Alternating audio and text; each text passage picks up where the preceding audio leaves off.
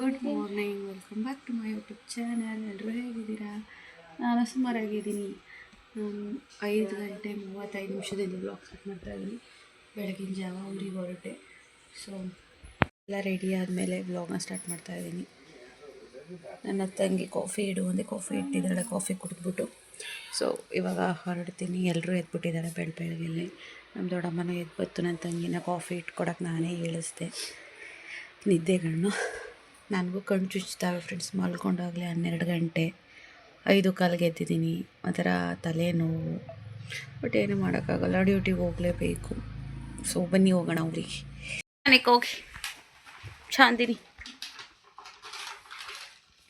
ಲೇ ಬಾಕ್ಸ್ಗೆ ಹೊಸಿ ಕೇಕ್ ಹಾಕೊಡೆ. ನೀ ಗೈಸ್ ಬಾಯ್ ಮಾಡಿ ನನ್ನ ಬ್ಲಾಗ್ಸ್ಗೆ ಬಾಯ್. ಹೊರಟೆ ಬೇಜಾರಾಯ್ತದೆ ಫ್ರೆಂಡ್ಸ್. ಏನೇನು ಅಂದ್ಕೊಂಡು ಬಂದೆ ಬೆಂಗಳೂರಿಗೆ. ಈ ಸತಿ ಏನೂ ಆಗಲಿಲ್ಲ. ನನ್ನ ಹಣೆ ಬರೋ ಚೆನ್ನಾಗಿದೆ. ಅಲ್ಲಿ ಇವತ್ತು ಹೆಂಗೋ ಒಂದು ಸ್ವಲ್ಪ ರೆಸ್ಟ್ ಮಾಡ್ಕೊಳ್ಳೋಣ ಅಂದ್ಕೊಂಡೆ, ಬಟ್ ಡ್ಯೂಟಿಗೆ ಹೋಗಲೇಬೇಕು. ಅದಕ್ಕೆ ಬೇಜಾರಾಯ್ತು. ನನ್ನ ತಂಗಿನ ಬೇಜಾರು ಮಾಡ್ಕೊತಾ ಇದ್ದೆ. ಏನೂ ಮಾಡೋಕ್ಕಾಗಲ್ಲ, ಇಂಡಿಪೆಂಡೆಂಟಾಗಿ ಇರೋಕ್ಕಾಗೋದಿಲ್ಲ. ಕೆಲಸ ಆದಮೇಲೆ ಹೋಗು ಅಂತ.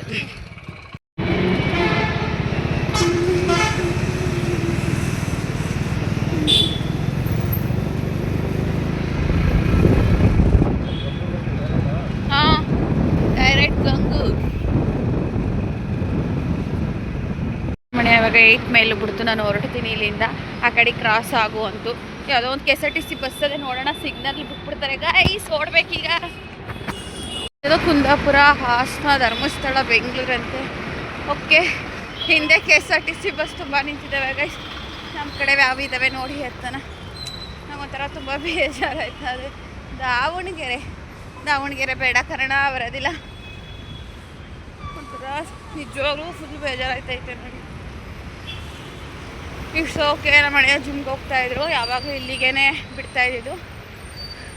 ಆ ಕಡೆ ಹೋಗು ಅಂದರು. ಅವ್ರು ಜಿಮ್ಗೆ ಹೋಗ್ಬೇಕಲ್ಲ, ಸರಿ ಅಂದೆ. ಮುಂಚೆ ಎಲ್ಲ ನಮ್ಮ ಮನೆ ನಾವು ಚಿಕ್ಕವರಿದ್ದಾಗ ಬಸ್ ಹತ್ತಿಸ್ಬಿಟ್ಟು ಹೋಗೋದು ಫ್ರೆಂಡ್ಸ್. ಬಸ್ಸು ಹತ್ಸಗಂಟ್ಲು ಹೋಗ್ತಾ ಇರಲಿಲ್ಲ. ಇಲ್ಲಿ 8 ಮೈಲಿಗೆ ಬಂದು ಬಸ್ ಹತ್ಸಿ ಹೋಗೋರು. ಈಗ ದೊಡ್ಡವರಾಗಿದ್ದೀವಲ್ಲ, ಬಸ್ ಹತ್ಸಿ ಏನಾಗಬೇಕಲ್ಲ. ಓಕೆ, ಈಗ ಬಸ್ ಇದೆಯಾ ನೋಡಿ ಹತ್ಕೊಂಡ್ಬಿಟ್ರೆ ದೊಡ್ಡ ಟೆನ್ಷನ್ ಮುಗಿಯುತ್ತೆ.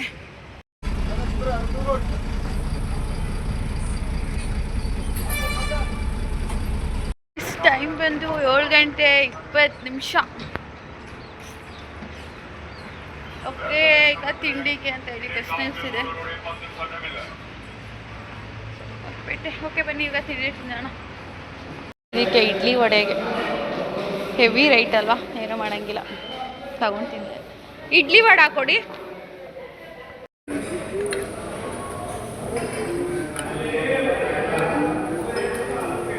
ಎಂಥ ಎಡವಟ್ಟು ಕೆಲಸ ಆಗೋಯ್ತು ಅಂದರೆ, ನಾನು ವಾಶ್ರೂಮ್ಗೆ ಹೋಗಿದ್ದೀನಿ ತಿಂಡಿ ತಿಂದ್ಬಿಟ್ಟು. ಬಸ್ಸೇ ಮಿಸ್ ಆಗಿತ್ತು ಗೈಸ್. ಬಸ್ಸು ಮುಂದೆ ಪಾಸ್ ಆಗಿದೆ. ಎಷ್ಟು ಹೆದರ್ಕೊಬಿಟ್ಟೆ ಅಂದರೆ, ಯಪ್ಪ ಏನು ಮಾಡೋದಪ್ಪ ಅಂತ. ಆಮೇಲೆ ಅವ್ರ ಕಂಡಕ್ಟ್ರು ನಾನು ಹುಡುಕ್ತಾ ಇದ್ದಾರೆ. ಮುಂದೆ ಹೋಗಿತ್ತು ಬಸ್ಸು, ಅಂದರೆ ಮುಂದೆ ಹೋಗಿ ಸ್ಟಾಪ್ ಮಾಡಿದ್ದಾರೆ.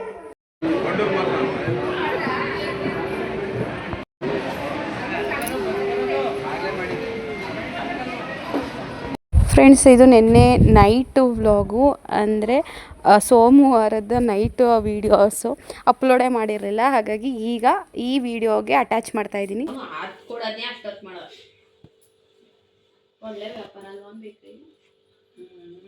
ದೊಡ್ಡಮ್ಮ ಕಸ್ಟಮರ್ನ ಸರಿಯಾಗಿ ಇದು ಮಾಡಲ್ಲ ಅವರು. ಸುಮ್ಮನಿರಲ್ಲಿ ಹೋಗಿ ತಿನ್ಬೇಡ, ಚೆನ್ನಾಗಿಲ್ಲ ಅಲ್ಲಿ. ಇದು 2ನೇ ಮುದ್ದೆ.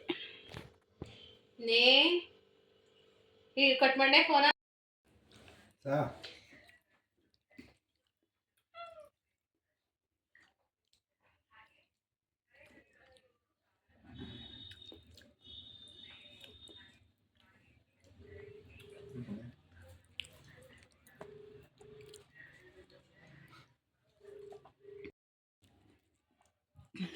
ಹೋಸು ಹಣ್ಣು ಸಣ್ಣ ನುಂಗ್ಸು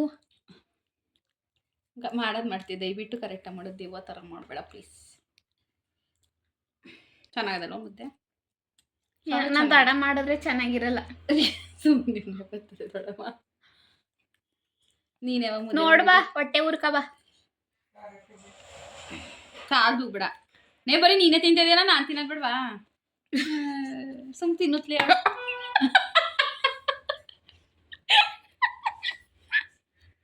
ಅವ್ವ ಆಯ್ತು ಬಿಡು ಬೇಡ.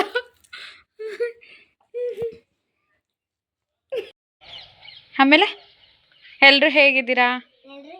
ನೀನು ವ್ಲಾಗ್ ಮಾಡ್ತೀಯಲ್ಲ, ಮಾಡು, ಮಾತಾಡು. ಸುಮ್ಮನೆ ಮಾಮೂಲಿ ಮಾತಾಡ್ಬೋದು ಈಗ. ಮಾತಾಡು ಇದಕ್ಕೆ. ಫ್ರೆಂಡ್ಸ್, ನಾನು ಒಂದು ಹೇಳಿದ್ನಲ್ಲ, ನಮ್ಮ ಹೆಲ್ಪರ್ ಬಂದಿದ್ದಾರೆ ಅಂತ. ಅವ್ರು ಕೀರ್ತನ ಅವ್ರ ಮನೆಗೆ ಬಂದಿದ್ದೀನಿ. ಅವ್ರ ಮಗಳು ಪಾಪ 5 ಗಂಟೆಗೆ ಬಂದವಳು. ನಾನು 5 ಗಂಟೆ ಅಲ್ಲ, ಸಾರಿ 4:15 4:15 ಬಂದವಳು. 6:15 ಗಂಟೆ ಇಲ್ಲೇ ಕೂತಿದ್ದೀನಿ. ಇವಳ ಹೆಸರು ಪದ್ವಿಕಾ ಅಂತ. ಮಾತಾಡುವ, ಹೇಳ್ಕೊಡೋಣ. ಮಾತಾಡ್ತೀಯಾ? ಹಾಯ್ ಫ್ರೆಂಡ್ಸ್, ಎಲ್ಲರೂ ಹೇಗಿದ್ದೀರಾ? ಚೆನ್ನಾಗಿದ್ದೀರಾ? ಲೈಕ್ ಮಾಡಿ, ಶೇರ್ ಮಾಡಿ, ಕಮೆಂಟ್ ಮಾಡಿ, ಆಮೇಲೆ ಆಂಟಿ ಚಾನಲ್ನ ಸಬ್ಸ್ಕ್ರೈಬ್ ಮಾಡ್ಕೊಳ್ಳಿ. ಮತ್ತು ನೀನು ವೀಡಿಯೋ ಮಾಡಿದ್ಯಲ್ಲ, ಅಷ್ಟು ಚೆನ್ನಾಗಿ ಮಾಡಿದ್ಯಾ. ಮಾತಾಡ್ಬೇಕು ತಾನೆ ಇವಾಗ. ನಿಮ್ಮ ಅಮ್ಮ ಯೂಟ್ಯೂಬ್ ಹೇಳ್ಕೊಡಿ, ನನ್ನ ಮಗಳ ಕೈಲಿ ಮಾಡಿಸ್ತೀನಿ ಅಂತದೆ. ಮಾಡ್ತೀಯಾ? ನೆಕ್ಸ್ಟು ಹೇಳ್ಕೊಡ್ತೀನಿ, ಮಾಡ್ತೀಯಾ?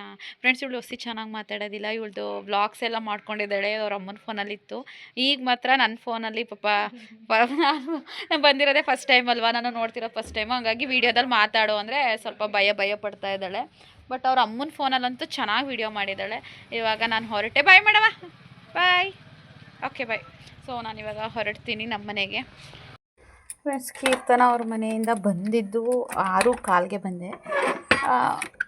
ಬಟ್ ಇನ್ನೊಬ್ರು ಫ್ರೆಂಡ್ಸ್ ಸಿಕ್ಕಿದ್ರು. ಪಾಪ ಅವರು ಒಳಗಡೆ ಬನ್ನಿ ಸುಷ್ಮಾ, ಒಳಗಡೆ ಬನ್ನಿ ಸುಷ್ಮಾ ಅಂತ ನಾಯಿ ಕಡಿತವೆ. ಫ್ರೆಂಡ್ಸ್, ಇಲ್ಲಿ ನಾಯಿ ಚಪ್ಪಲಿ ಕಡಿತವೆ, ಅದಕ್ಕೆ ಒಳಗಡೆ ಬಿಟ್ಕೊಳ್ಳೋದು. ಬನ್ನಿ ಸುಷ್ಮಾ ಅಂತ ಒಸಿ ಕರೀಲಿಲ್ಲ. ಬಟ್ ಒಳಗಡೆ ಹೋಗಲಿಲ್ಲ, ಕತ್ಲೆ. ಯಾಕಂದರೆ ಸ್ವಲ್ಪ ನಮ್ಮ ಮನೆಯಿಂದ ಮೇಲ್ಗಡೆ ನೋಡಿ ಆಚೆ ಕಡೆ ಎಷ್ಟು ಕತ್ಲೆ ಇದೆ ಗೊತ್ತಲ್ವ. ಸಿಂಗಲ್ ಹುಡುಗಿ ಆಚೆ ಕಡೆಗೆ ಹೋದ್ರೂ ಕಷ್ಟ, ಒಳಗೆ ಬಂದರೂ ಕಷ್ಟ. But I don't care. But ಹಂಗೆ ಬೇಡ, ಬೆಳಕಿದಾಗಲೇ ಹೋಗ್ತೀನಿ ಅಂತ ಹೇಳಿ ಬಂದೆ. ಬಟ್ ಬಂದರೆ ಅಲ್ಲಿ ರೋಡ್ ಹತ್ರ ಇನ್ನೊಬ್ಬರು ಫ್ರೆಂಡ್ಸ್ ಸಿಕ್ಕಿದ್ರು. ನೋಡಿ, ನಾನು ಕೀರ್ತನ ನಮ್ಮ ಮನೆಗೆ ಬನ್ನಿ ಅಂದ್ರೆ ಆಲ್ರೆಡಿ 4:20 ಆಗಿತ್ತೇನೋ ಅವ್ರ ಮನೆಗೆ ಬಂದರೆ. ನಮ್ಮ ಮನೆಗೆ ಬಂದ ತಕ್ಷಣ ನನ್ನ ಬ್ಯಾಗೆಲ್ಲ ಇಲ್ಲೇ ಇಟ್ಟು, ನನ್ನ ಯೂನಿಫಾರ್ಮ್ ಎಲ್ಲ ಇಲ್ಲಿ ಹಾಕ್ಬಿಟ್ಟು, ಇಲ್ಲಿ ಹಾಕಿ ಹಂಗೆ ಹೋಗಿದ್ದೆ. ಆಫೀಸ್ ಫೋನಲ್ಲಿ ಅಂತ ಚೆಕ್ ಮಾಡ್ತಾಯಿದ್ದೆ, ಆಫೀಸ್ ಫೋನಲ್ಲೇ ಇದೆ. ಹಂಗಾಗಿ ಅದು ಸ್ವಲ್ಪ ಬೆವರ್ತಿರ್ನಾರ ಅಂದ್ಬಿಟ್ಟು ಹಂಗಾಕಿದೆ. ಇಲ್ಲಿ ನೋಡಿ, ನಾನು ಮನೆಗೆ ಬಂದು ಆಲ್ರೆಡಿ ಒಂದು 10 ಡೇಸ್ ಆಯಿತು. ಬಿಕಾಸ್ ದೊಡ್ಡಮ್ಮ ಬಂದಾಗ ಲಾಸ್ಟ್ ವೀಕ್ ನಾನು ಇಲ್ಲಿಗೆ ಬಂದೇ ಇಲ್ಲ. ಫುಲ್ ಅಮ್ಮನ ಮನೆಯಿಂದನೇ ಅಪ್ ಆ್ಯಂಡ್ ಡೌನ್ ಮಾಡಿದ್ದು. ಹಾಗಾಗಿ ಇಲ್ಲೆಲ್ಲ ಚಿಕ್ಕದು ಧೂಳು ಥರ ಕೂತಿರುತ್ತೆ. ಇದನ್ನೆಲ್ಲ ಇವಾಗ ನಾನು ಒದ್ರುಕೊಂಡು ಕ್ಲೀನ್ ಮಾಡಿಕೊಂಡು, ನಮ್ಮ ದೊಡ್ಡಮ್ಮ ಕಾಲ್ ಮಾಡಿತ್ತು, ಹೋದ ಅಂತ. ನಮ್ಮಮ್ಮ 1-2 ಸಲ ಮಾಡಿತ್ತು, ನನ್ನ ತಂಗಿ ಮಾಡಿದ್ಲು. ಸೊ ಹೀಗೆ ನೋಡಿ, ಒಂಟಿಯಾಗಿ ಎಲ್ಲರನ್ನೂ ಬಿಟ್ಟು ಒಂಟಿಯಾಗಿ ಬದುಕಿದ್ರೆ ಎಲ್ಲ ಫೋನ್ ಮಾಡ್ತಿರ್ತಾರೆ, ಕೇರ್ ಮಾಡ್ತಿರ್ತಾರೆ. ನಮ್ಮ ಅಮ್ಮ ಹೇಳೋದು ಒಂದೇ, ಏನಾರು ಮಾಡ್ಕೊಂಡು ತಿನ್ನು, ಮಲ್ಕೋಬೇಡ ಅಂತ ಇದೆ. ಆವಾಗ ಕೆಲವೊಂದು ಹೀಗೆ ವಿಚಾರಗಳನ್ನ ಡಿಸ್ಕಸ್ ಮಾಡ್ತಾ ಇದ್ದು. ಆವಾಗ ಡಿಸ್ಕಸ್ ಮಾಡ್ತಾ ಇರಬೇಕಾದ್ರೆ ಅದೇ ನನ್ನ ಲೈಫ್ ಸ್ಟೋರಿ ನಿಮಗೆ ಗೊತ್ತಲ್ವ. ಏನಂದರೆ, ಮಾತಾಡೋರ ಬಾಯಿಗೆ ಆಹಾರ ಆದರು ಅಂತ.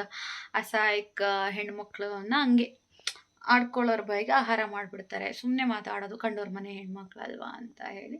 ಸೊ ಆ ಟಾಪಿಕ್ ಏನೋ ಬಂತು, ಇಲ್ಲ ಈ ಥರ ಮಾತುಕತೆಗಳು ಬಂದು, ಬಟ್ ನಾವು ಏನು ಹೇಳಿರಲಿಲ್ಲ ಅಂತ. ಬಟ್ ನಾನು ಹೇಳಿದೆ, ಓಕೆ, ಆ ಥರ ಮಾತುಕತೆಗಳು ಬರೋದಕ್ಕೆ ರೀಸನ್ ಏನು ಅಂತಲೂ ಗೊತ್ತು. ಆ ಥರ ಬರಲಿಕ್ಕೆ ಯಾರು ಹೇಳಿದರು ಅಂತಲೂ ನಂಗೆ ಗೊತ್ತು. ಸೊ ಬೆಂಕಿ ಇಲ್ಲದೆ ಹೊಗೆ ಆಡಲ್ಲ. ಸುಮ್ಮನೆ ಮಾತಾಡ್ತಾರೆ ಅಂದರೆ ಅಲ್ಲಿ ಯಾರೋ ಒಂದು ಪಿನ್ ಚುಚ್ಚಿ ಈ ಥರ ಅಂತ. ಸೊ ಗಾಸಿಪ್ ಮಾಡ್ದೇ ಯಾರೂ ಮಾತಾಡಲ್ಲ. ಗಾಸಿಪ್ ಮಾಡಿದವ್ರು ಯಾರು ಅಂತಲೂ ಗೊತ್ತು. ಬಟ್ ಓಕೆ, ನಾನು ಅದಕ್ಕೆ ಅಲ್ವ ಗೈಸಿ ಕೆಲಸ ತೊಗೊಂಡಿದ್ದು ಕಷ್ಟಪಟ್ಟು ಅಲ್ವಾ, ಅಂದವ್ರ ಮುಂದೆನೇ ಬದುಕಬೇಕು ಅಂತ ಹೇಳಿ. ಸೊ ಏಪ್ರಿಲ್ಗೆ ನನ್ನ ಗಂಡ ಹೋಗಿ 2 ವರ್ಷ ಆಯಿತು. ನಾನು ಹೆಮ್ಮೆಯಿಂದ ಹೇಳ್ಕೊತೀನಿ, ನನ್ನ ಗಂಡ ಹೋಗಿ 2 ವರ್ಷ ಆದ್ರೂ ಒಂಟಿಯಾಗೆ ಬದುಕ್ತಾ ಇದ್ದೀನಿ. ಯಾವುದೇ ರೀತಿಯಾದ ಹೆಲ್ಪ್ ಇಲ್ದೇ ನಾನು ಯಾರ್ದು ತೊಗೋತಾ ಇಲ್ಲ. ಈವನ್ ನನ್ನ ತಂಗಿದು ಕೂಡ ನಾನು ಇವಾಗ ತೊಗೋತಾ ಇಲ್ಲ ಪ್ರೆಸೆಂಟು. ಸೊ ನಾನು ಯೂಟ್ಯೂಬ್ ಪೇಮೆಂಟ್ ಯಾವಾಗ ಸ್ಟಾರ್ಟ್ ಆಯಿತು ಆವಾಗಿಂದ ನಾನು ಖರ್ಚಿಗೆ ಅಂತ ನನ್ನ ತಂಗಿ ಹತ್ರನೂ ತೊಗೊಂಡಿಲ್ಲ. ಬಟ್ ಗೋಲ್ಡ್ನ ಬಿಡಿಸೋ ಟೈಮಲ್ಲಿ ಮಾತ್ರ ಇಸ್ಕೊಂಡಿದ್ದೆ ಒಂದು ಬಿಗ್ ಅಮೌಂಟು. ಅದು ಬಿಟ್ಟರೆ ನನ್ನ ಡೈಲಿ ಎಕ್ಸ್ಪೆನ್ಸಸ್ಸು, ನನಗೆ, ನನ್ನ ಮಗಳಿಗೆ ನಾನು ಯಾರ ಹತ್ರನೂ ಕೇಳಲ್ಲ. ನನ್ನ ಮಗಳು ನಾನೇ ನೋಡ್ಕೋತಾ ಇರೋದು. ಸೊ ನನಗೆ ಹೆಮ್ಮೆ ಇದೆ. ಸೊ 2 ವರ್ಷ ಆದ್ರೂ ನಾನು ಆ ಥರ ಬ್ಯಾಡ್ ಹ್ಯಾಬಿಟ್ ಇನ್ನೊಂದು ಮತ್ತೊಂದು ಸೊ ನನಗೆ ಯಾವ ಥರದ್ದು ನಾನಿಲ್ಲ. ನನ್ನ ವಿಚಾರದಲ್ಲಿ ನನಗೆ ಖುಷಿ ಇದೆ. ಯಾರು ಏನು ಮಾತಾಡಿದ್ರು ನನಗೆ ಏನೂ ಅನ್ಸಲ್ಲ. ಬಿಕಾಸ್ ಅಂದೋರು ಯಾರು ನಮಗೆ ಊಟ ಹಾಕಲ್ಲ ಅಥವಾ ಕಷ್ಟ ಸುಖಕ್ಕೆ ₹10 ಬೇಕು ಅಂದರೆ ಯಾರೂ ಕೊಡಲ್ಲ. ಹಾಗಾಗಿ ಐ ಡೋಂಟ್ ಕೇರ್ ಅದರ್ಸ್.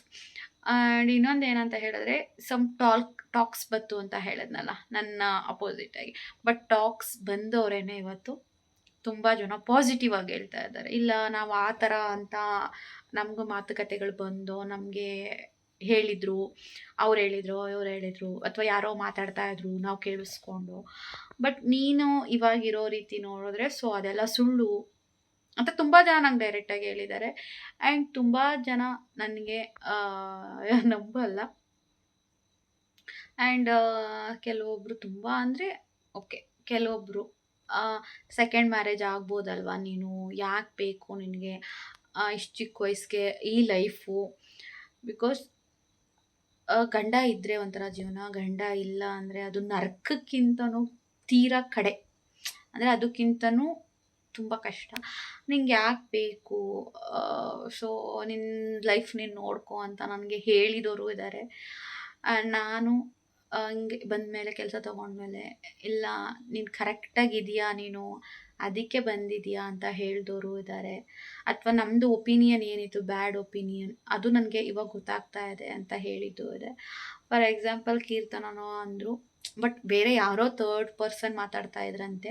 ಕೀರ್ತನ ಕೇಳಿಸ್ಕೊಂಡಿದ್ದಾರೆ. ಅಂದರೆ ಕೀರ್ತನ ನನಗೆ ನೋಡಿರಲಿಲ್ಲ. ಇವಾಗ ನಮ್ಮ ಜಾಬಿಗೆ ಬಂದಮೇಲೆ ಅವ್ರು ನನಗೆ ಗೊತ್ತಾಗಿದ್ದು, ಅವ್ರಿಗೆ ನಾನು ಗೊತ್ತಾಗಿದ್ದು, ನನಗೆ ಅವ್ರು ಗೊತ್ತಾಗಿದ್ದು. ಬಟ್ ಈ ಥರ ಅಂತ ಮಾತಾಡ್ತಿದ್ದನ್ನ ಅವ್ರು ಕೇಳಿಸ್ಕೊಂಡಿದ್ರಂತೆ. ಅವ್ರು ನನ್ನ ಮುಖನೂ ಕೂಡ ನೋಡಿರಲಿಲ್ಲ. ಈ ಕೆಲ್ಸಕ್ಕೆ ಬಂದಮೇಲೆ ಅವ್ರು ನನ್ನ ಮುಖ ನೋಡ್ತಾ ಇರೋದು. ಅವಾಗ ಮಾತಾಡ್ತಿದ್ರಂತೆ. ಬಟ್ ಅವ್ರು ಇವಾಗ ನಾನು ಅವರು ಮಾತಾಡ್ತಾ ಇರ್ಬೇಕಾದ್ರೆ ಹೇಳಿದ್ದು ನೋಡಿ, ನಾವು ವ್ಯಕ್ತಿಗಳನ್ನ ಡೈರೆಕ್ಟಾಗಿ ನೋಡಿ ಮಾತಾಡಿದಾಗಲೇ ಅವ್ರ ವ್ಯಕ್ತಿತ್ವ ಏನು ಅಂತ ಗೊತ್ತಾಗೋದು. ಬಟ್ ಯಾರೋ ಮಾತಾಡ್ತಾ ಇದ್ರು, ಬ್ಯಾಡ್ ಒಪಿನಿಯನ್ ಕೊಡ್ತಾ ಇದ್ರು. ಬಟ್ ನಾವು ಡೈರೆಕ್ಟಾಗಿ ಕಾನ್ವರ್ಜೇಷನ್ ಮಾಡಿದಾಗಲೇ ಗೊತ್ತಾಗೋದು ಆ ವ್ಯಕ್ತಿ ಏನು ಅಂತ ಹೇಳಿ. ಸೊ ತುಂಬ ಜನ ಹೇಳಿದ್ರು, ಯಾರು ಗಾಸಿಪ್ ಮಾಡಿದ್ರು, ಏನಂತ ಗಾಸಿಪ್ ಮಾಡಿದ್ದಾರೆ, ಯಾರು ಪೋರ್ಟ್ರೇ ಮಾಡಿದ್ರು, ಡ್ರ್ಯಾಗ್ ಮಾಡಿದ್ರು, ಸೊ ಎಲ್ಲ ಗೊತ್ತಾಯಿತು. ಆ್ಯಂಡ್ ಈಗ ಕೆಲವೊಬ್ರು ನನ್ನ ಬಗ್ಗೆ ಇಷ್ಟು ಪಾಸಿಟಿವ್ ಹೇಳೋದು ನೋಡಿದ್ರೆ, ಸೊ ನಾನು ಏನು ಅಂದ್ಕೊಂಡು ಬಂದೆ, ನಾನು ಏನಕ್ಕೆ ಬರೀ 12,000 ಸಂಬಳ ಆದ್ರೂ ನನಗೆ ಇದೇ ಕೆಲಸ ಬೇಕು ಅಂತ ಹೇಳಿ ನಾನು ಇಲ್ಲಿಗೆ ಬಂದೆ. ಎಷ್ಟು ನಾನು ಊಟ ಮಾಡ್ತೀನೋ ಮಾಡಲ್ವೋ, ನೀರು ಕುಡಿತೀನೋ, ಗಂಜಿ ಕುಡಿತೀನೋ, ಅಥವಾ ಆರೋಗ್ಯ ಸರಿ ಇದೆಯೋ ಸರಿ ಇಲ್ಲೋ, ಡೈಲಿ ಅಪ್ ಆ್ಯಂಡ್ ಡೌನ್ ಮಾಡ್ತೀನೋ, ಮಗಳನ್ನ ಅಲ್ಲಿ ಬಿಟ್ಟಿದ್ದೀನಿ, ಇಷ್ಟೆಲ್ಲ ಸ್ಟ್ರಗಲ್ ಪಡ್ತಾ ಇರೋದು ಒಂದೇ ಒಂದು ಮಾತು. ಆ ಮಾತು ಯಾವ ಹೆಣ್ಮಕ್ಳಿಗೂ ಬರಬಾರ್ದು ಆ್ಯಕ್ಚುಲಿ. ಅದು ಗಂಡ ಸತ್ತೋದ್ಮೇಲಂತೂ ಆ ಮಾತನ್ನ ಯಾರಿಗೂ ಹೇಳಬಾರ್ದು. ಅದೊಂದು ಮಾತಿಂದ ನಾನು ಇಲ್ಲ, ನನ್ನ ಗಂಡನ ಮನೆ ನನ್ನ ಮನೆ, ನನಗೆ ರೈಟ್ಸ್ ಇದೆ. ಓಕೆ, ನನಗೆ ಇರೋಕ್ಕೆ ಈ ಮನೇಲಿ ರೈಟ್ಸ್ ಇದೆ. ನನ್ನ ಗಂಡೊಂದು ಅಂತ ಏನಿದೆ ಅದು ನನಗೆ, ನನ್ನ ಮಗಳಿಗೆ ರೈಟ್ಸ್ ಇದೆ ಅಂತ ಹೇಳಿ ನಾನು ಓಕೆ ನಾನು ಜಾಬ್ ಮಾಡಲೇಬೇಕು, ನಾನು ಇಲ್ಲಿರಲೇಬೇಕು ಅಂತ ಹಠ ಮಾಡ್ಕೊಂಡು ಬಂದಿದ್ದು. ಹಠ ಮಾಡ್ಕೊಂಡು ಬಂದಮೇಲೆ ಎಷ್ಟೇ ಕಷ್ಟ ಆದ್ರೂ ನಾನು ಅದನ್ನು ಎದುರಿಸ್ತೀನಿ. ಸೊ ನನಗೆ ಇವಾಗ ಖುಷಿ ಆಗುತ್ತೆ. ಸೊ ನಮ್ಮ ಎದುರುಗಡೆನೇ ಮಾತಾಡ್ತಾ ಇದ್ರು ನೆಗೆಟಿವ್ ಆಗಿ, ಬಟ್ ಇವಾಗ ಸೊ ಅದು ನೆಗೆಟಿವ್ ಅಲ್ಲ ಪಾಸಿಟಿವ್ ಅಂತ ನಮಗೆ ಗೊತ್ತಾಗ್ತಾ ಇದೆ ಅಂತ ನನ್ನ ಎದುರುಗಡೆನೇ ಬಂದು ನನಗೆ ಹೇಳಿದಾಗ ನನಗೆ ಎಷ್ಟು ಖುಷಿ ಆಗುತ್ತೆ ಅಂದರೆ, ಸೊ ನಾವು ಒಬ್ಬ ವ್ಯಕ್ತಿನ ಹತ್ತಿರದಿಂದ ನೋಡಿದಾಗಷ್ಟೇ ಅವ್ರು ಏನು ಎತ್ತ ಅಂತ ಗೊತ್ತಾಗೋದು. ಯಾರೋ ಥರ್ಡ್ ಪರ್ಸನ್ ಹೇಳಿದ್ರು ಅಂತ ನಾವು ಜಡ್ಜ್ ಮಾಡೋಕ್ಕೆ ಹೋದಾಗ, ಅದರಲ್ಲೂ ಕಂಡವ್ರ ಮನೆ ಹೆಣ್ಮಕ್ಳಲ್ವಾ, ಹೆಂಗೆ ಬೇಕಾದ್ರೂ ಜಡ್ಜ್ ಮಾಡ್ಬೋದು. ಅದೇ ಅವ್ರ ಮನೆ ಹೆಣ್ಮಕ್ಳಿಗಾಗಲಿ ಅಲ್ವಾ. ಸೊ ಅದನ್ನು ಬಿಡಬೇಕು ಫಸ್ಟು. ಬೇರೆಯವ್ರ ಲೈಫ್ ಬಗ್ಗೆ ಮಾತಾಡೋದು, ಬೇರೆಯವ್ರ ಪರ್ಸ್ನಲ್ ಬಗ್ಗೆ ಮಾತಾಡೋದನ್ನ ಬಿಡಬೇಕು. ಅವ್ರ ಲೈಫ್ ಅವರು, ಯಾಕಂದರೆ ಯಾರೂ ಏನು ಕೊಡೋಲ್ಲ, ಯಾರೂ ಏನು ಒಂದಿನ ಊಟ ಇಲ್ಲ ಅಂದರೆ ಕರೆದು ಊಟ ಹಾಕಲ್ಲ ಅಂತ ಅಂದಾಗ ಅವ್ರ ಲೈಫ್ಗೆ ಅವ್ರು ಏನು ಬೇಕೋ ಅದನ್ನು ಮಾಡ್ಕೊತಾರೆ. ಮಿಕ್ತವರು ಬಾಯಿ ಮುಚ್ಕೊಂಡಿರ್ಬೇಕು ಅಲ್ವಾ. ಸೊ ಇದು ನನ್ನ ಲೈಫು ಗೈಸ್. ನಾನು ಒಂದೇ ಹೇಳೋದು, ನನ್ನ ಲೈಫ್ ಬಗ್ಗೆ ಮಾತಾಡೋ ಅಂಥ ರೈಟ್ಸು ಯಾರಿಗೂ ಇಲ್ಲ. ನಾನಿವತ್ತು ಇಲ್ಲಿದ್ದೀನಿ, ನಾನು ಮನೇಲಿದ್ದೀನಿ. ಬಟ್ ನನ್ನ ಲೈಫಲ್ಲಿ ನಾನು ನೆಕ್ಸ್ಟ್ ಫ್ಯೂಚರಲ್ಲಿ ಮದುವೆ ಆಗಬೇಕಾ ಆಗಬಾರ್ದಾ, ಹೀಗೆ ಇರಬೇಕಾ ಈ ಸ್ಟ್ರಗಲಲ್ಲಿ, ಅದು ನನಗೆ ಬಿಟ್ಟಿತ್ತು. ಆ್ಯಂಡ್ ಯಾರೋ ಆಡ್ಕೋತಾರೆ ಅಂತಲೂ ನಾನು ಬದುಕಲ್ಲ. ಆ್ಯಂಡ್ ಯಾರೋ ನನ್ನ ಹೊಗಳಿ ಅಟ್ಟಕ್ಕೇರಿಸ್ತಾರೆ ಅಂತಲೂ ನಾನು ಬದುಕಲ್ಲ. ಆ್ಯಂಡ್ ನನ್ನ ಲೈಫು ನನ್ನ ಡಿಸಿಷನ್. ನನ್ನ ಯಾರೂ ಸಾಕ್ತಾ ಇಲ್ಲ, ನನಗೆ ಯಾರೂ ಫೈನಾನ್ಷಿಯಲಿ ದುಡ್ಡು ಕೊಡ್ತಾ ಇಲ್ಲ. ಆ್ಯಂಡ್ ಮೇಯ್ನ್ಲಿ ನನ್ನ ಮಗಳನ್ನ ಯಾರೂ ಓದಿಸ್ತಾ ಇಲ್ಲ. ಆ್ಯಂಡ್ ನನ್ನ ಹೆಲ್ತ್ಗೂ ಕೂಡ ನಾನು ತುಂಬ ದುಡ್ಡು ಖರ್ಚು ಮಾಡ್ತೀನಿ. ನನ್ನ ಹೆಲ್ತನ್ನು ಕೂಡ ಯಾರೂ ನೋಡ್ತಾ ಇಲ್ಲ. ಆ್ಯಂಡ್ ನಮ್ಮ ಜೀವನಕ್ಕೆ ಮಿನಿಮಮ್ ಎಕ್ಸ್ಪೆನ್ಸಸ್ನು ಕೂಡ ಯಾರೂ ನೋಡ್ತಾ ಇಲ್ಲ. ಹಾಗಿದ್ದಾಗ ನಾನು ಅವ್ರಿಗೆ ಇವ್ರಿಗೆ ಯಾರಿಗೂ ಹೆದರ್ಕೊಳ್ಳೋ ಅವಶ್ಯಕತೆ ಇಲ್ಲ, ಆಯಿತಾ. ಅಥವಾ ಮಾತಾಡೋರು ಯಾರೋ ಸೊ ಅವರಿಗೂ ನಾನು ಹೆದರ್ಕೊಳ್ಳೋ. ಈಗ 4 ಜನಕ್ಕೆ ಹೆದರ್ಕೋಬೇಕು. ಅದೇನೋ ನಾನು ಸುಮಾರು ಸಲ ಫಿಲ್ಮಲ್ಲಿ ಕಾಮಿಡಿ ನೋಡಿದ್ದೀನಿ. ಊರಲ್ಲಿ 4 ಜನ 4 ಥರ ಅಂತಾರೆ ಅಂತ, ಏನೋ ಅದೊಂದು ಸಮಥಿಂಗ್ ಕಾಮಿಡಿ ಅದು. ಆ ಥರ 4 ಜನ 4 ಥರ ಮಾತಾಡ್ತಾರೆ ಅಂತ ನನ್ನ ಲೈಫ್ನ ನಾನು ಹೆಂಗೆಂಗೋ ಇರೋಕ್ಕಾಗಲ್ಲ. ನಾನು ಹೀಗೆ ಬದುಕಬೇಕು ಅಂತ ಡಿಸೈಡ್ ಮಾಡ್ಕೊಂಡ್ಬಂದವಳು ನಾನು. ಅಪ್ಲಿಕೇಶನ್ ಹಾಕಿ 1 ವರ್ಷದ 1.5 ವರ್ಷ, 1.25 ವರ್ಷ ಅಪ್ಲಿಕೇಶನ್ ಹಾಕಿ 1.25 ವರ್ಷಕ್ಕೆ ನಾನು ಕೆಲಸ ತೊಗೊಂಡು ಬಂದಿರೋದು. It's not easy. ಅಥವಾ ಗಂಡ ಸತ್ತೋದ 6 ತಿಂಗಳಿಗೆ ನಾನು ಬೆಂಗಳೂರಿಗೆ ಹೋಗಿ ಸೇರ್ಕೊಂಡ್ಬಿಡ್ಬೋದಾಗಿತ್ತು. ಸೊ ಮಾತಾಡೋರು ಸ್ವಲ್ಪ ಯೋಚನೆ ಮಾಡಿ ಮಾತಾಡಬೇಕು. ಹಂಗಿದ್ದಿದ್ರೆ ಏನಕ್ಕೆ ಇಲ್ಲಿ ಬರಬೇಕಿತ್ತು. ನನಗೆ ಟೆಲಿಕಾಲಿಂಗಲ್ಲಿ ಎಕ್ಸ್ಪೀರಿಯೆನ್ಸ್ ಇದೆ. 2019ರಲ್ಲಿ ನನಗೆ 15,000 ಕೊಡ್ತಾಯಿದ್ರು ಅಂದಾಗ 2026ಕ್ಕೆ ನನಗೆ ಮಿನಿಮಮ್ 25,000 ಪರ್ ಮಂತ್ ಕೊಡ್ತಾರೆ ನನಗೆ ಎಷ್ಟು ಜಾಬ್ ಆಪರ್ಚುನಿಟೀಸ್ ಬಂದಿದೆ, ಅದು ಟೆಲಿಕಾಲಿಂಗ್ ಫೀಲ್ಡಲ್ಲಿ. ಅಂದರೆ ನಾನು ಎಲ್ಲನೂ ರಿಜೆಕ್ಟ್ ಮಾಡಿ ಇಲ್ಲಿ ಬಂದು ಕೂತಿದ್ದೀನಿ. ಬಿಕಾಸ್ ನನಗೆ ಹಿಂಗೆ ಇರಬೇಕು ಅಂತ. ನನಗೆ ಯಾರೋ ಹೇಳಿದರು, ನಾವು ಹೆಂಗೆಂಗೋ ಇರ್ತೀವಿ ಅಂತ ನಾಯಿ ಬದುಕೋಕ್ಕಾಗಲ್ಲ ಅಂತ. ಸೊ ನಮ್ಮದು ಅದೇ ಪಾಲಿಸಿ. ನಾವು ಬದುಕ್ತೀವಿ ಅಂತ ನಾಯಿಗಳ ರೀತಿ ಹೆಂಗೆಂಗೋ ಯಾರ್ಯಾರೋ ಬದುಕ್ತಾರೆ ನಾಯಿ ಥರ ಅಂತ ನಾವು ಬದುಕೋಕ್ಕಾಗಲ್ಲ. ನಾವು ಹಿಂಗೆ ಬದುಕಬೇಕು. ಅಂದವರು ಯಾವತ್ತೂ ನಮ್ಮ ಕಾಲು ಕೆಳಗಡೆನೇ ಇರ್ತಾರೆ. ನಾವು ಅವ್ರನ್ನ ತುಣ್ಕೊಂಡು ಬೆಳ್ಕೊಂಡು ಹೋಗಬೇಕು ಗೈಸ್. ನಾನು ನನ್ನ ಲೈಫ್ ತಲೆ ಹೇಳ್ತಾರೆ. ನಂಗೆ ತುಂಬ ಜನ ಇನ್ಸ್ಟಾದಲ್ಲೆಲ್ಲ ಮೆಸೇಜ್ ಮಾಡ್ತಿರಲ್ಲ, ನನ್ನ ಗಂಡ ಹೋದ್ರು, ನಮ್ಮದು ಹಂಗಾಯಿತು, ನಮ್ಗೆ ಹಿಂಗಂದ್ರು ಹಂಗಂದ್ರು ಅಂತ. ನೀವು ಯಾರೂ ಬೇಜಾರು ಮಾಡ್ಕೋಬೇಡಿ. ನಾನು ಹೆಂಗೆ ಧೈರ್ಯವಾಗಿ ಬದುಕ್ತಾ ಇದ್ದೀನಿ, ನೀವು ಬದುಕಿ. ಏಕೆ ಮಾತಾಡೋರು ಯಾರಾದರೂ ಕೊಡ್ತಾರಾ, ಏನಾದರೂ ನಮ್ಮ ಕಷ್ಟಕ್ಕೆ ಆಗ್ತಾರಾ? ಆಗಲ್ಲ ಅಂದಾಗ ಮಾತಾಡೋರ ಬಗ್ಗೆ ತಲೆ ಕೆಡಿಸ್ಕೋಬಾರ್ದು.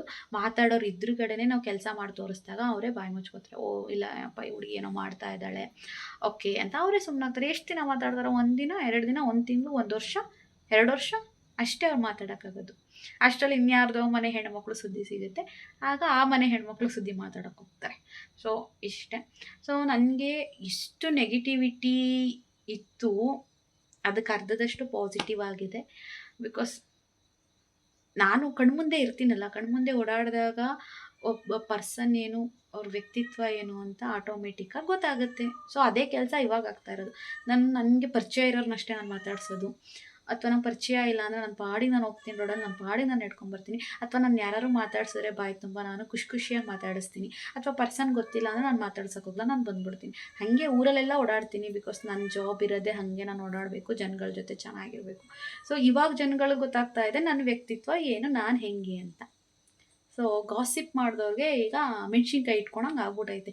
ಗಾಸಿಪ್ ಮಾಡ್ದೋ ನೆಗೆಟಿವ್ ಆಗಿ, ಈಗೆಲ್ಲ ಅವಳಿಗೆ ಪಾಸಿಟಿವ್ ಆಗ್ತಾ ಇದೆ ಅಂತ ಹೇಳಿ. ಸೊ ರಾಯರಿದ್ದಾರೆ, ಯಾರು ನನ್ನ ಅಂದರು ಅವರೇ ಇವತ್ತು ಹೊಗಳ್ತಾ ಇದ್ದಾರೆ. ಸೊ ಟೈಮ್ ಹಿಂಗೆ ಇರಲ್ಲ ಗೈಸ್. ಇವತ್ತು ನನ್ನ ಕರ್ಮದ ಫಲ ನಾನು ಅನುಭವಿಸ್ತಾ ಇದ್ದೀನಿ. ಹೌದು, ನಾನೇನೋ ಕರ್ಮ ಮಾಡಿದ್ದೀನೋ ಅದನ್ನು 2 ವರ್ಷದಿಂದ ನಾನು ಅನುಭವಿಸ್ತಾ ಇದ್ದೀನಿ. ಸೊ ಅವ್ರವ್ರ ಕರ್ಮ ಬಂದಾಗ ಅವ್ರವ್ರು ಅನುಭವಿಸ್ತಾರೆ. ಇವಾಗ ಓಕೆ, ನನ್ನ ವ್ಲಾಗ್ನ ನೋಡ್ತಾರೆ. ಅವಳು ಅದ್ಯಾರೋ ತೋರಿಸ್ತಾರಂತೆ ಗೈಸ್. ನನ್ನ ವ್ಲಾಗ್ನ ತೋರಿಸ್ಬಿಟ್ಟು ಏನು ಮಾಡ್ಕೋತಾರೆ? ಏನಾದ್ರು ಮಾಡ್ಕೊಳಕ್ಕಾಗುತ್ತಾ? ನನ್ನ ತಗೊಂಡೋಗಿ ಡೈಲಿ ತೋರಿಸ್ಲೇಳು, ಐ ಡೋಂಟ್ ಕೇರ್. ಅವ್ರು ತೋರ್ಸೋದ್ಕಿಂತ ನನ್ನ ವ್ಲಾಗ್ನ ನೋಡ್ತಾರೆ ನನಗೆ ಗೊತ್ತು. ಸಬ್ಸ್ಕ್ರೈಬ್ ಮಾಡ್ಕೊಂಡಿಲ್ಲ, ಸರ್ಚ್ ಮಾಡಿ ನೋಡ್ತಾರೆ. ನಾನು ಕುಂಬಳಕಾಯಿ ಕಳ್ಳ ಅಂದರೆ ಹೆಗ್ಲು ಮುಟ್ಕೊಂಡು ಯಾಕೆ ನೋಡ್ಕೋಬೇಕು? ನಾನು ಆಲ್ಮೋಸ್ಟ್ ಇನ್ ಜನರಲ್ ಆಗಿ ಹೇಳ್ತೀನಿ. ಬಿಕಾಸ್ ಗಂಡ ಇಲ್ದಾನೆ ಈ ಸಮಾಜದಲ್ಲಿ ಒಂಟಿ ಹೆಣ್ಣು 1 ಮಗು ಅಥವಾ 2 ಮಗು ಕಟ್ಕೊಂಡು ಬದುಕೋದೆಷ್ಟು ಕಷ್ಟ, ಅಥವಾ ನಮ್ಮದವ್ರು ನಮ್ಮ ಕೈ ಬಿಟ್ಟಾಗ ನಾವು ಯಾವ ಥರ ಇರಬೇಕು ಅಂತ ನಾನು ಇನ್ ಜನರಲ್ ಆಗಿ ಹೇಳ್ತೀನಿ ಎಲ್ರಿಗೂ. ಬಟ್ ಅವರು ಕುಂಬಳಕಾಯಿ ಕಳ್ಳ ಅಂತ ಹೆಗ್ಲು ಮುಟ್ಕೊಂಡು ನೋಡ್ಕೋತಾರೆ. ನಾವೇನು ಮಾಡೋಕ್ಕಾಗುತ್ತೆ ಅಲ್ವಾ? ನಾವೇನು ಮಾಡೋಕ್ಕಾಗಲ್ಲ. ಸೊ ನೋಡ್ಕೊಳ್ಳಿ ಬಿಡಿ ಗೈಸ್, ಅವ್ರು ನೋಡ್ತಾರೆ ಅಂತ ನನಗೂ ಗೊತ್ತು. ನಾನು ಅದಕ್ಕೆಲ್ಲ ಕೇರ್ ಮಾಡಲ್ಲ. ಇವಾಗ ಸದ್ಯಕ್ಕೆ ಇದೆಲ್ಲ ಎತ್ತಿಟ್ಬಿಟ್ಟು ನನ್ನ ರೂಮ್ನ ಕ್ಲೀನ್ ಮಾಡ್ಕೋತೀನಿ. ಮಾತಾಡ್ದೋಳು ಫುಲ್ಲು ಎಷ್ಟು ಧೂಳು ಕೂತಿತ್ತು ಗೊತ್ತಾ? ಎಲ್ಲ ಒದ್ರಿ ಇದೆಲ್ಲ ಒರೆಸಿ, ಇಲ್ಲೆಲ್ಲ ಚಿಕ್ಕದೋಳು. ಆ್ಯಂಡ್ ಇದನ್ನು ಕೂಡ ಒರೆಸ್ದೆ, ಇಲ್ಲೆಲ್ಲ ಒರೆಸಿ. ಸೊ ಮೇಲ್ಗಡೆನೂ ಒರೆಸಿ, ಸಂತು ಫೋಟೋ ಕಿಟಕಿ ಎಲ್ಲ ಒರೆಸ್ದೆ. ಸೊ ಇಷ್ಟೊತ್ತು ತನಕ ಆರಾಮಾಗಿ ಫೋನ್ ನೋಡ್ಕೊಂಡು ಕೂತಿದ್ದೆ. ಹಾಲಲ್ಲಿ ಸೊ ಫೋನ್ ನೋಡ್ಕೊಂಡು ಕೂತಿದ್ದೆ. ಬೆಣ್ಣೆ ಕೃಷ್ಣ ಅಮ್ಮ ಇದ್ದಾರಲ್ಲ, ಸೊ ಅವ್ರ ಬ್ಲಾಗ್ಸ್ ನೋಡ್ತಾ ಇರ್ತೀನಿ. ನಾಟ್ ಡೈಲಿ ಬಟ್ ನೋಡ್ತಾ ಇರ್ತೀನಿ. ಬಟ್ ಅವರೊಂದು ವೀಡಿಯೋ ಮಾಡಿದರು, ನಮಗೊಂಥರ ಬೇಜಾರಾಯಿತು. ಕಮೆಂಟ್ ಮಾಡ್ಬಿಟ್ಟು ವಯಸ್ಸಾದ ತಂದೆ ತಾಯಿನ ಸಾಕಲ್ಲ ಅಂತ ಅದ್ರ ರಿಲೇಟೆಡ್ಡು. ಸೊ ತುಂಬ ಬೇಜಾರಾಗುತ್ತಪ್ಪ ಅಂತ ವಿಚಾರಗಳೆಲ್ಲ ಕೇಳಿದ್ರೆ. ಸೊ ಇನ್ನೇನಿಲ್ಲ ವಯಸ್ಸು, ನಾನು ಮುಖ್ಯವಾಗಿ ಹೇಳೋದೇ ಮರ್ತ್ಕೊಂಡ್ಬಿಟ್ಟೆ ಗೊತ್ತಾ.